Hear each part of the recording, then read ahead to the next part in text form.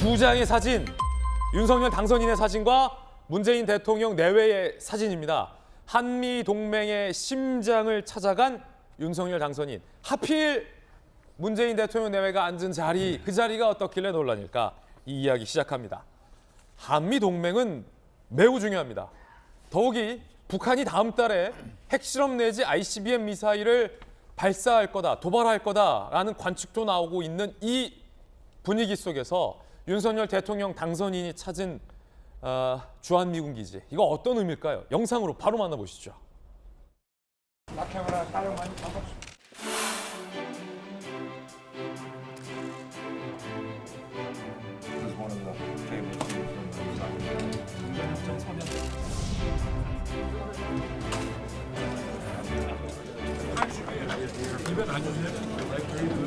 I do. I love it. Yes.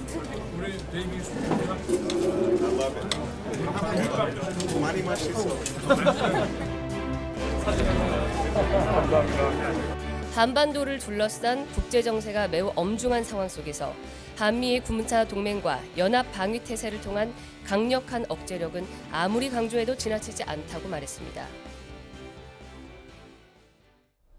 대통령 당선인이 임기 시작 전에 주한미군 기지를 방문한 건 이번이 처음입니다.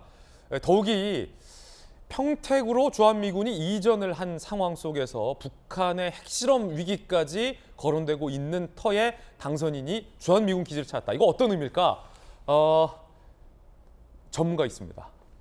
정혁진 변호사가 국방부의 미군 기지 이전 사업의 법무실장 출신이라서 바로 저 당선인이 어제 찾았던 평택으로의 미군 기지 이전 업무를 추진하시잖아요. 국방부 내에서 근무하시면서. 네네. 어떤 의미입니까?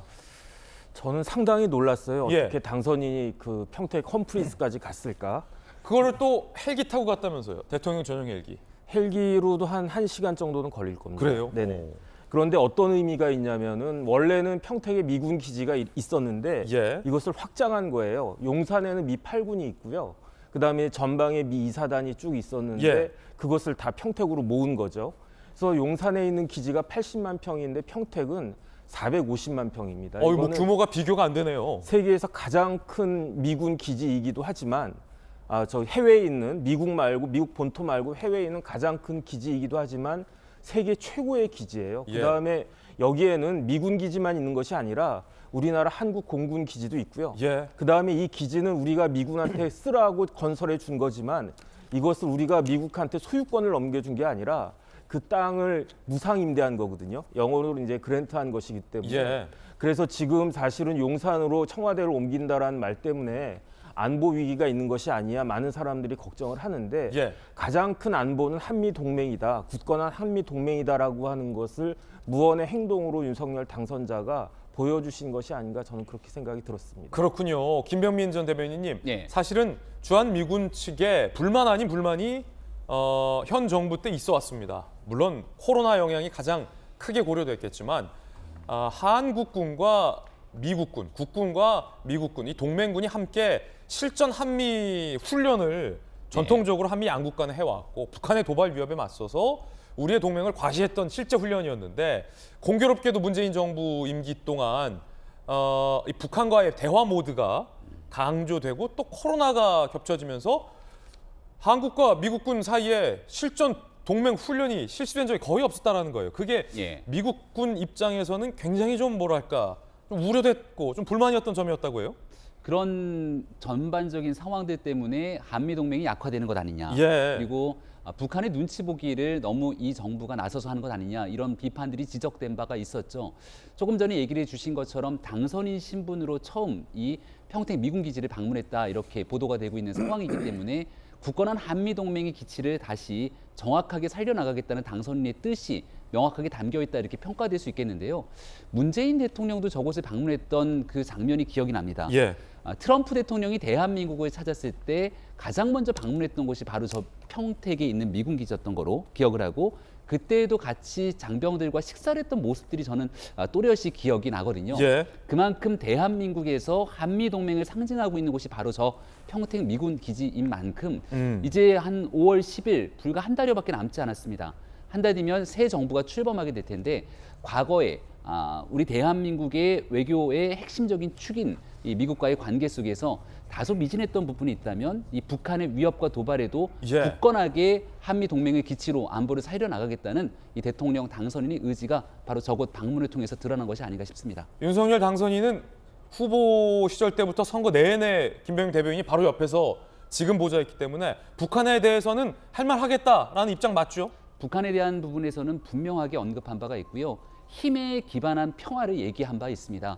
우리가 이 북한에 대한 내용들을 바탕으로 지난날 한반도의 평화를 수없이 약속했지만 이 말뿐인 약속, 말뿐인 평화가 얼마나 공허한지는 북한의 거듭된 도발 그리고 이 북한에 있는 남북 연락사무소의 어처구니없는 폭발을 통해서 다 드러난 바 있지 않습니까?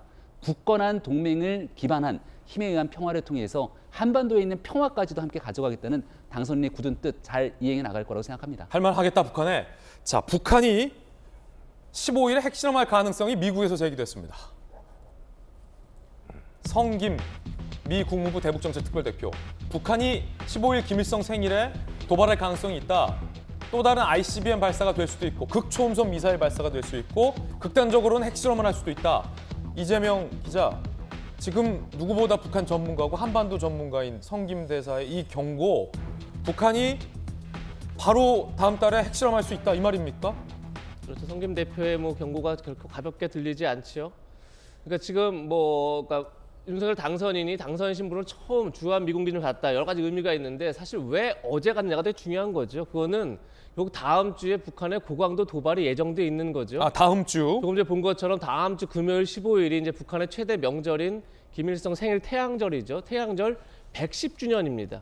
그리고 또 다음 주 월요일인 11일이 김정은 위원장이 노동당 제1비서로 추대된 지 10년이 된 날입니다. 딱 110주년에 10년이네요. 110주년과 10주년이죠. 그만큼 김정은 위원장 입장에서 뭔가 성과를 좀 보여줘야 할 상황인 거죠, 분명히. 예. 그런데 다음 주에 어쨌든 간에 고강도 도발 예측되는 건 지금 얘기한 것처럼 7차 핵실험이나 아니면 또 더 진화된 대륙간 탄도미사일을 다시 쏘아 올릴 수도 있겠죠.